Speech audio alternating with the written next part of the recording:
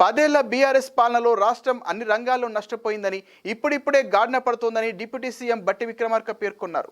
మహబూబ్ నగర్ జిల్లా మూసాపేట మండల కేంద్రంలో దేవరకద్ర నియోజకవర్గానికి సంబంధించి 12 సబ్స్టేషన్ల నిర్మాణ పనులకు శంకుస్థాపన చేసిన అనంతరం బహిరంగ సభలో బట్టి మాట్లాడారు. 10 ఏళ్లలో పాలమూరులో 1 ఎకరాకు నీరివ్వలేదన్నారు. ప్రజలకు కాంగ్రెస్ హయాంలో మంచి జరుగుతుంటే చూసి సంతోషించాలన్నారు. దోపిడీకి పాల్పడకుండా రాష్ట్ర సంపదను ప్రజలకే పంచుతున్నామని చెప్పారు. కాంగ్రెస్ హయాంలో గతంలో గిరిజనులు ఆదివాసులకు 6.7 లక్షల ఎకరాలను పంచితే 10 ఏళ్ల పాలనలో ఆ భూముల సాగు కరెంటు ఇవ్వలేదని, రైతులే బోర్లు వేసుకుని పంటలు పండించినా వాటిని అమ్ముకునే పరిస్థితి లేకుండా బుల్డోజర్లతో తొక్కించారన్నారు. మహిళలను చెట్టుకు కట్టేసి కొట్టారని గుర్తు చేశారు. మళ్లీ కాంగ్రెస్ ప్రభుత్వం వచ్చాక ఇందిరా సౌర గిరిజల వికాసంలో ఆ 6.7 లక్షల ఎకరాలను సాగులోకి తెచ్చేందుకు 12,500 కోట్లతో సోలార్ పవర్ పంప్ సెట్లు ఏర్పాటు చేయించి ఉద్యానవన పంటలు వేసేలా చర్యలు తీసుకుంటున్నామన్నారు.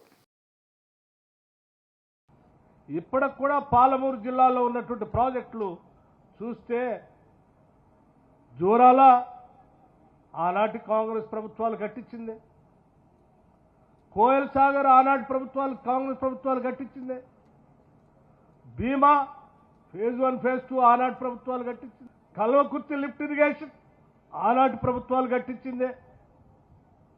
వీటన్నిటికీ నీళ్లు బేస్ చేసుకొని తీసుకోవడానికి కావాల్సినటువంటి స్టోరేజ్ కెపాసిటీ పెంచి కట్టినటువంటి శ్రీశైలం ప్రాజెక్టు ఆనాటి కాంగ్రెస్ ప్రభుత్వాలు కట్టిందే. మరి మీరు 10 ఏళ్లుగా ఏం చేశారయ్యా? ఏం చేయలేదు. 3 సంవత్సరాల్లో నీళ్లు మారుస్తామని చెప్పారు. ఎక్కడ 3 సంవత్సరాలండి? 10 సంవత్సరాలు అయిపోయింది, నీళ్లు మారలేదు.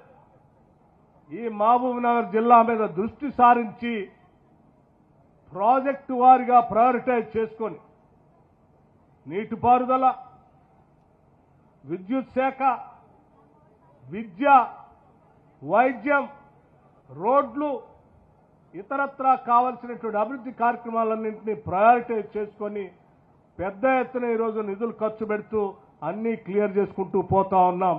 డెఫినెట్గా మీ అందరికీ మాటిస్తా ఉన్నాం. పాలమూరు రంగారెడ్డి ప్రాజెక్టు నీళ్లు కూడా గతంలో జోరాల ఏ రకంగా కాంగ్రెస్ వాళ్ళు పారిచ్చారో, గతంలో కల్వకుర్తి లిఫ్ట్ ఇరిగేషన్ ఏ రకంగా కాంగ్రెస్ ప్రభుత్వాలు పారిచ్చాయో, పాలమూరు రంగారెడ్డి సంబంధించిన నీళ్లను కూడా కాంగ్రెస్ ప్రభుత్వమే ఈ జిల్లాలో నీళ్లు పారిస్తుంది. దానికి కావలసినటువంటి నిధులన్నీ కూడా సంపూర్ణంగా వెచ్చిస్తాం.